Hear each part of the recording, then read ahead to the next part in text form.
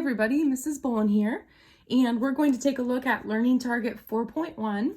I can identify the slope of a line from an equation, graph, table, or 2 points, and we're actually going to break this learning target up into parts A through D, and in this video we're just going to look at part A, where we're finding the slope and the y-intercept, and we're finding these from an equation. So part A is from an equation. All of our equations today will be in a specific form. It's called slope-intercept form, which is y equals mx plus b,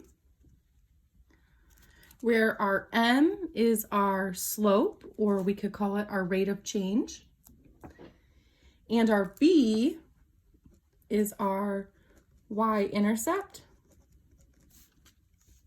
And so if the equation is in this slope-intercept form, our m, our slope, is always the number that's in front of x, and our y-intercept, or our b, is always the number that's at the end of the equation. It could be plus a number, or it could be minus a number. It's whatever number is at the end of the equation.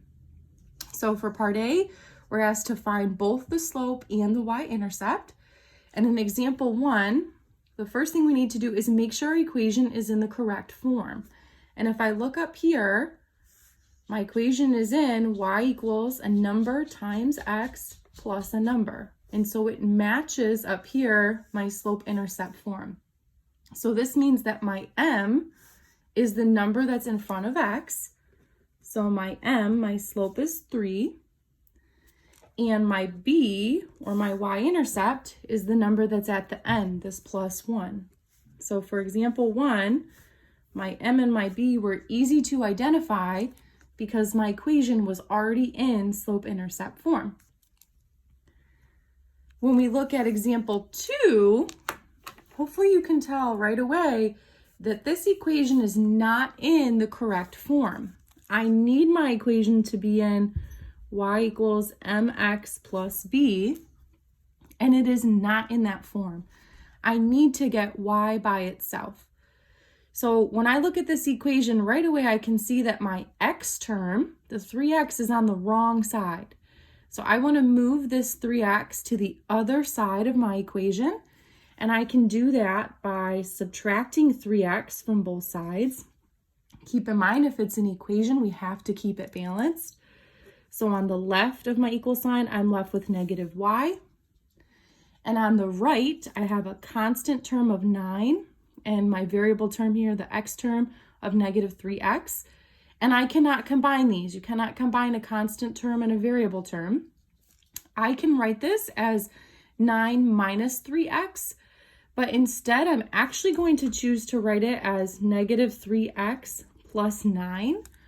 And the reason I'm doing that is because this matches my form.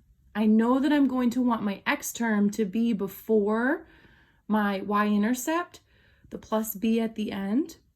Notice I'm not changing the terms. It's still a negative 3x and it's still a positive 9, but I'm just writing the variable term first.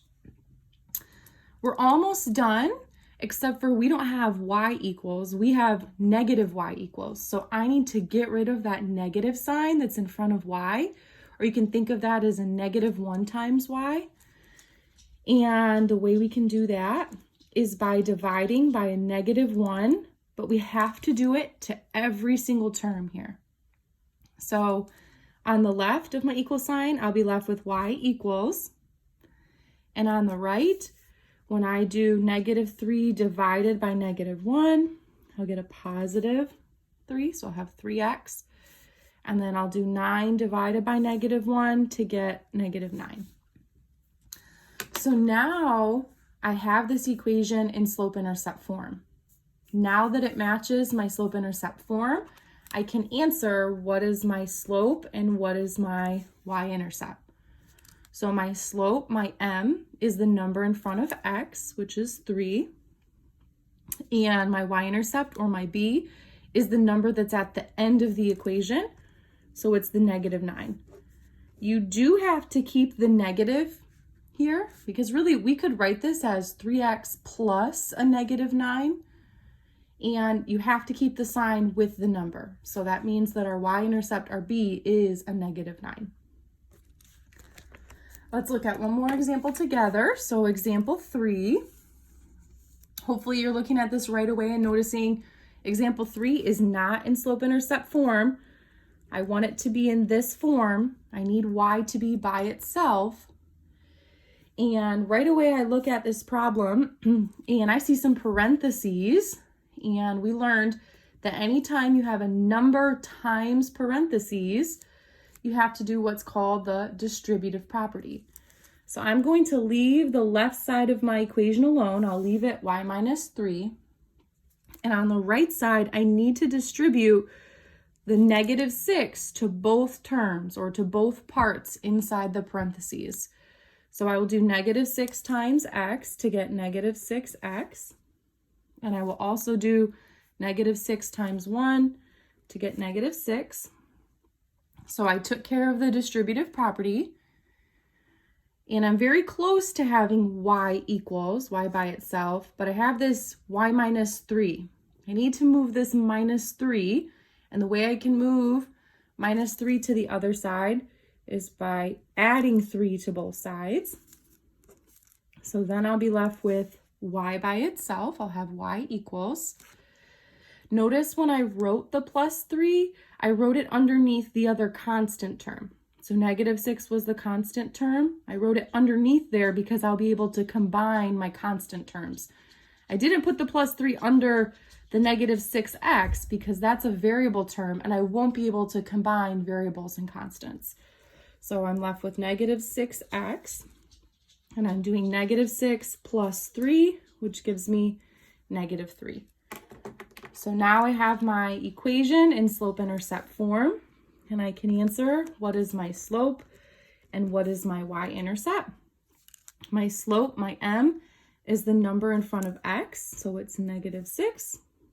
And my b, my y-intercept, is the number that I have at the end of my equation, the -3.